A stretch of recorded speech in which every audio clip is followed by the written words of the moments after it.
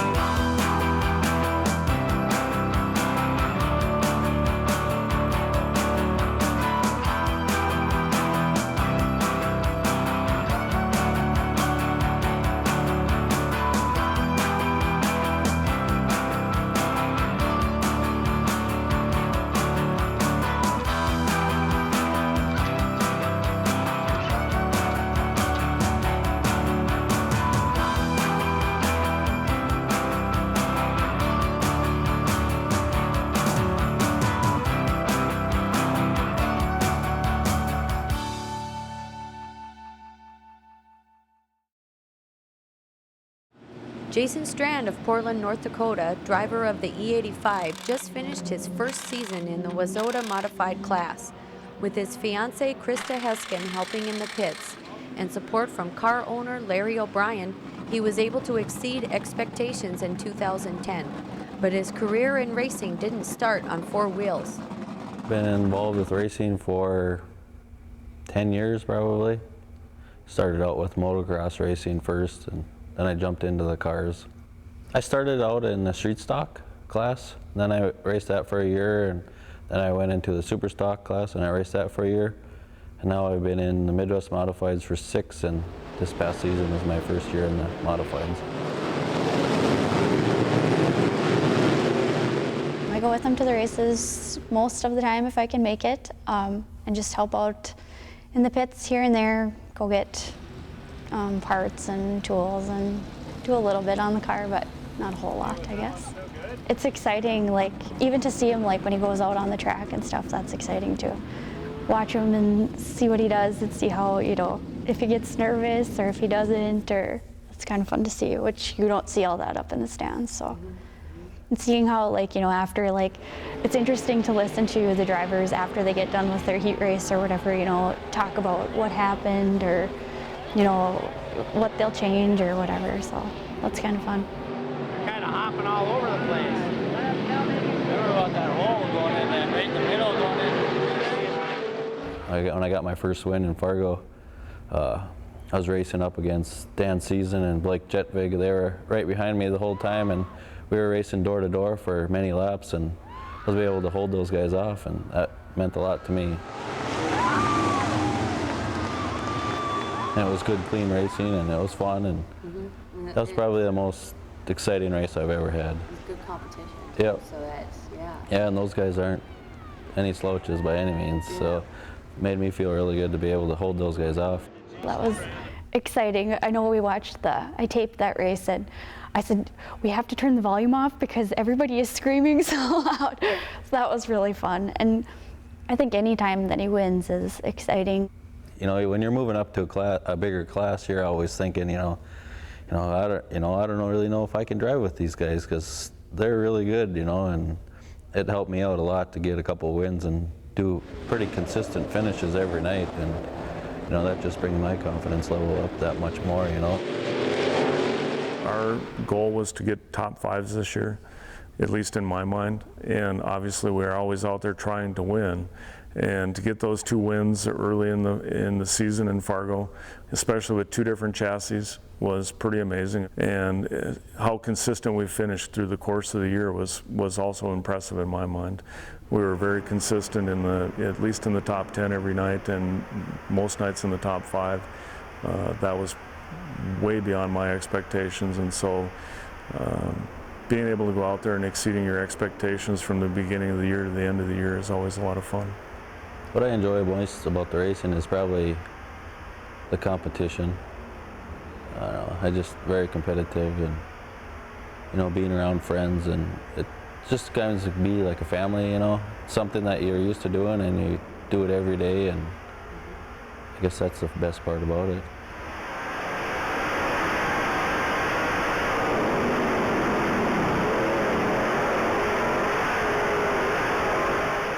Our personalities go well together.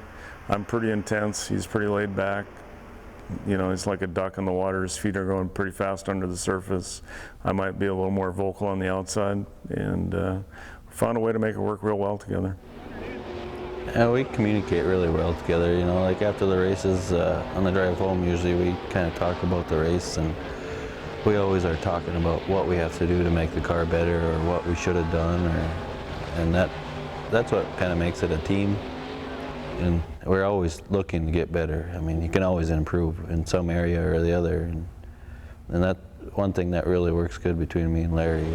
It's became a passion. I mean, it is a team sport where, you know, Jason drives the car, but as far as getting the car prepared and learning the setups and you know, the whole gamut of things that go into racing, makes it work real well together. I've never had I was too old by the time I had the ability to race, and so now, you know, Jason's the second driver that I've had. Prior to him, I had Corky Thomas, who did a great job, and I learned everything I knew about racing from him, good and bad, and trying to apply that now as we go to the track, and learning a lot from Jason as well. And he's young, but he's does a great job of figuring out what the car needs and where we want to go. Moving a bar here or a bar there, I mean, that makes a big difference in how the car works and how it feels, and between shocks and springs, and you know, everything. There's so many adjustments on these cars that it gets pretty complicated, but understanding your car and what it's doing and how it feels, that's what separates the guys that just drive and the guys that understand their cars. We're racing against Corky Thomas and Blake Jetvig. I mean, he's a two-time national champ, and I finished second or third to him many, many nights, and you know, eventually it's going to come around to where it's going to be my turn. The Racing Life is sponsored by Performance Auto, Valley Alignment and Repair, Quality Engines, Red River Kart Club,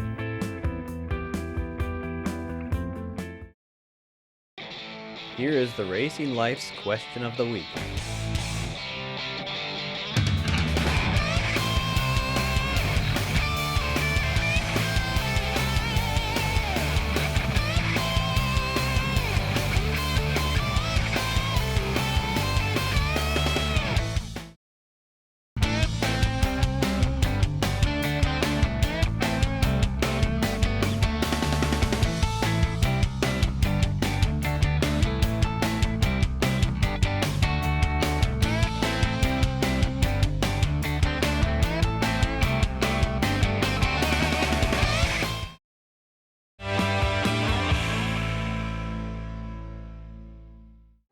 You wouldn't expect to see a race car at a Fargo-Moorhead Red Hawks baseball game, but that's one of the perks of promoting the E85 WISSOTA Modified.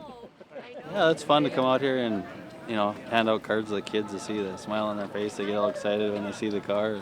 It's pretty cool. The best advice I'd probably give to anybody is racing is so tough. I mean, the competition is so great that, I mean, you could go weeks upon weeks of struggling and, you know, just struggling, and you know, you want to give up and just say that, you know, sometimes this ain't worth it, but if you keep at it and keep working on it and keep good notes on everything, and you know, keep up on your maintenance program, and eventually you're going to get better, and it's going to come around and it's going to pay off. Corky, you know, he's probably one of my main things with it. You know, this year I just stepped up in the A-Mod, and he's helped me so much that, you know, with setup wise and just advice, you know, on how to drive the car, and just, you know, and that's helped me out so much. It's great to have guys like him around that have been racing for many, many years, and are willing to actually give their advice to a young guy starting out. And he's actually the one that had this ride before I did, and he kind of put in a good word for me. And I'm from the same town as Larry, and everything just works out good. And Corky was happy for me to get it instead of somebody else. And that means a lot to me. The commitment that it takes to be a racer is just unbelievable. I mean, it's not just show up at the racetrack and go racing. I mean, for me, it's 5 to 6 nights a week, late at night after work. It's been fun to have other teams give us some setup help with their knowledge, and so we don't necessarily learn or create everything in and of ourselves. We've been able to get a lot of good help from other teams, and that's what makes it fun racing on local dirt track racing, is the ability to go and have fun and be able to get good information from other teams. We're not all sworn enemies. We have a lot of fun together, even though we go out and compete head to head and very ferociously once we're on the track. We've had a lot of help from other people as well.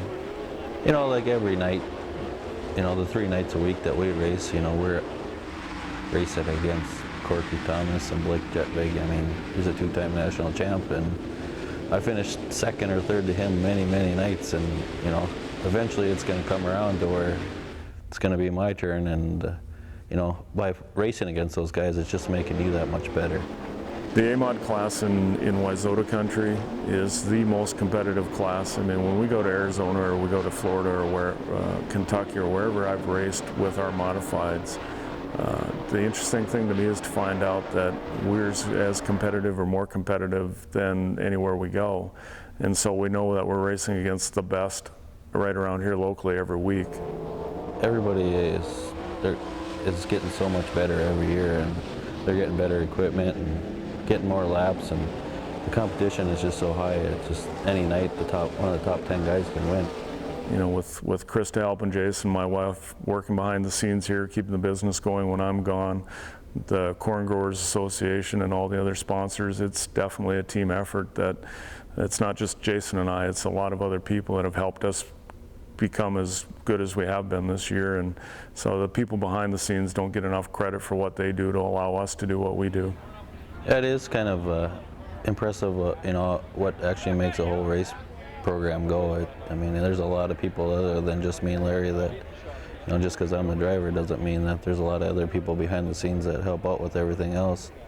Our extended families, when birthday parties, whatever gatherings that are on the weekends, that through the course of the summer, that people are willing to recognize that we're busy racing and say, okay. And a lot of people sacrifice a lot for us to be able to do what we do.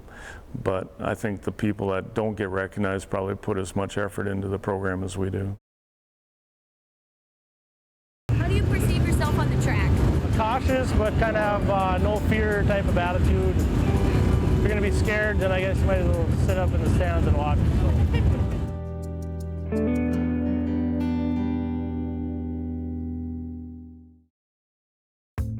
The Racing Life is sponsored by Dakota Cat, Peterman Seeds, Randall's Excavating, Cheyenne River Kennels. Here are the Racing Life's fan pictures of the week.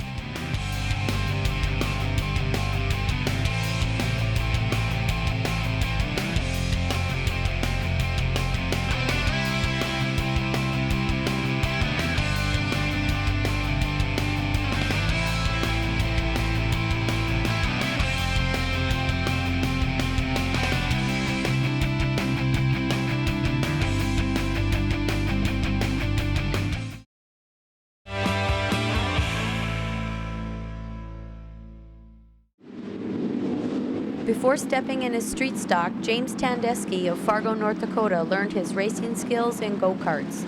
But it was his dad's racing that first got him interested in the sport. Yeah, my dad started racing bombers back in the mid-90s, and then I raced go-karts in high school, and then I kind of got out of it for a little bit. Then I got back into street stocks in 2006, I believe. I learned a lot in go-karts. I guess it took some time. My first couple of years I wasn't very good. Didn't know nothing about racing. And we had some practice days, and I grew better. Got to race against a bunch of 40-year-olds. Got to beat them in adult pro class, or whatever they call it back then. Wow. Was that at the track out here in West Fargo? Here, Emerado and Jamestown. You're number 7, and what's the significance of that? Dad had that when he raced bombers. So just carrying it along generation after generation, I guess. How do you perceive yourself on the track? Cautious, but kind of have no fear type of attitude. If you're going to be scared, then I guess you might as well sit up in the stands and watch. So. What sacrifices do you feel like you've made being in racing? Because it does take a lot of time. It takes a lot of time, hanging out with friends, going out. Activities are scarce as far as, being in a bowling league and going to watching football games and baseball games, stuff like that.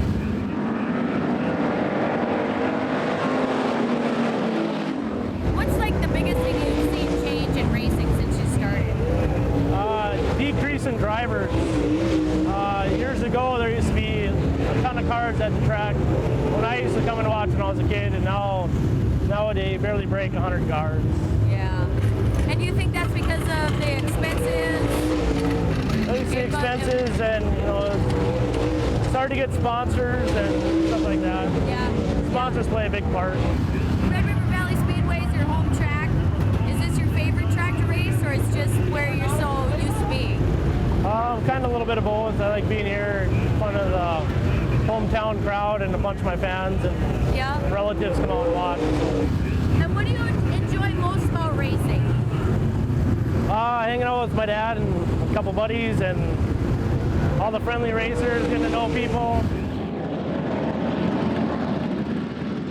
Have you ever been seriously injured to the point where you wanted to quit? Nope. The only time I've gotten injured is rocks hitting my hands, and then a big rock hit me in the shoulder over here, left a baseball mark bruise. Wow. That was it. Do you have any music that you listen to when you're out here? No, not really. I guess Black Label Society song gets me going every time we go to Fergus on the road. So that's about it. Other than that, I'll listen to anything. One of the biggest local races of 2010 was King of the Dirt at I-94 Speedway in Fergus Falls, Minnesota. James's luck ran out after the first caution in the feature, but he continued to race even with a flat tire. I led the first, 7-8 laps, and then caution came out. And then on the first lap after the caution, a car cut me off, put me in the wall, cut my left front tire down. And then I was able to get the lead again, and then I guess I just stayed out to hold on, but didn't let me. So. Tell us a little bit about your most memorable race. I got 2 of them. My first one was my first feature win out here, the big old half mile. I led every lap, and I guess when I crossed the finish line, I could see all my fans and stuff cheering. That was pretty fun. And then the next one was the Race of Champions qualifier out here a few weeks ago. I was able to pass Rusty Coleman on the last lap. And my one grandmother that died never got to see me win. So I think that night she got to see me. So.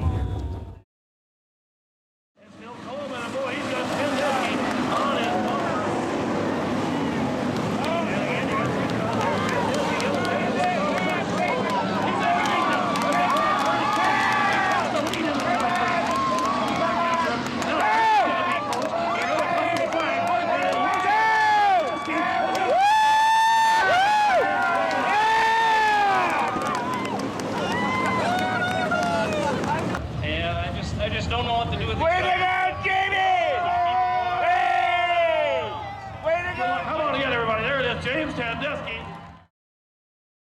What does the back of your car say? What does the back of your car say? Taylor, what does it say on the back of your car? Jerry, what does it say on the back of your car? Jeff, what does the back of your car mean? You want me to say it on TV? Go ahead. The Racing Life is sponsored by Norman County Raceway, Nugget Vending, Dakota Engine Builders, FargoPicks.com. Here is this week's driver factoid.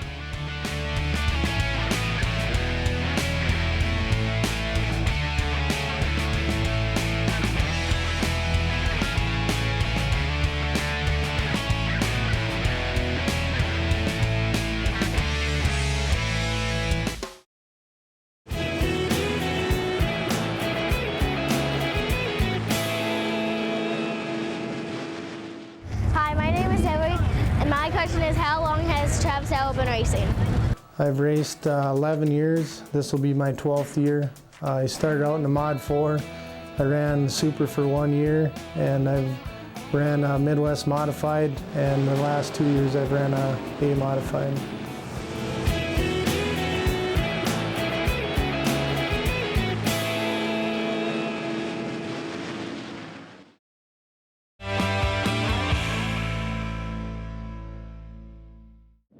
A race car is very personal, and many drivers express this with verses, slogans, and sayings on their tailgates.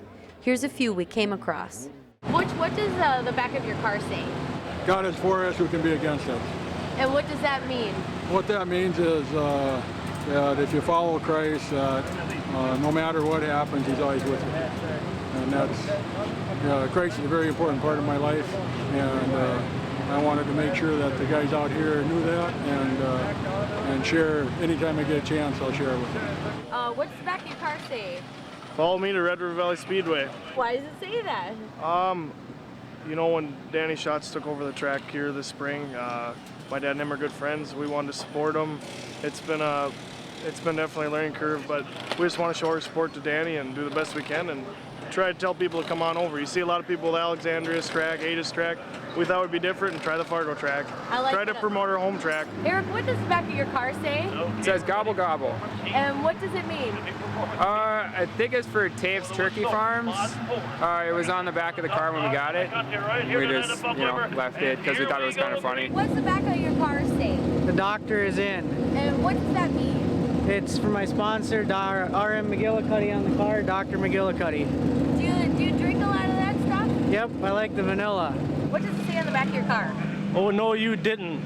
And what does that mean? I got it off a song, a country song, and it means like, oh, you didn't just wreck me or you didn't just pass me type of slogan. What does it say on the back of your car? Oh, it says thanks Mom and Dad and my pit crew and Shake and Bake. And what does Shake and Bake mean? Oh, he's trying to shake the other guys and get going. Taylor, what does it say on the back of your car? Eat turkey. And what does that mean? There is this guy my dad knows. He has this turkey farm and he gives us parts all the time, so that's kind of like a sponsorship to him because he has all these turkeys. So all the cars that have Eat Turkey on them are somehow involved with the turkey farm somehow? Yep. There's a lot of them. Yeah, there is. Jerry, what does it say on the back of your car? The old man. I've been racing for 43 years, and I just turned 60 in April. So I'm probably the oldest, at least the oldest modified, if not the oldest driver out here. So that's why they call me the old man. Jeff, what does the back of your car mean? Well, it's a good question. There's a lot of slang as far as women go. It's kind of what it means. I don't know what else to say. What does it say on the back of your car? You want me to say it on TV? Go ahead. You got to soak it in hot water and scrub it harder. I don't even know what to say.